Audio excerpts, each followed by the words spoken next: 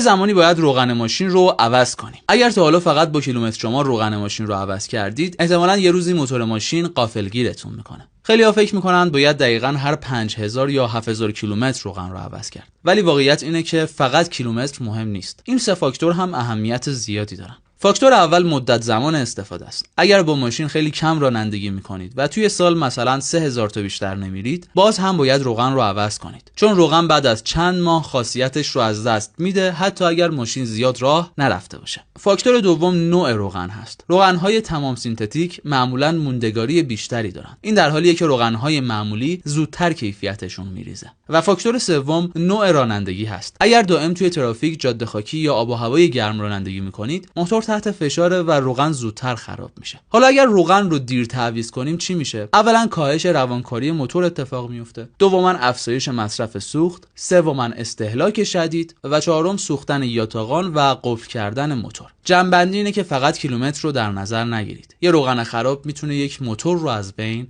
ببره.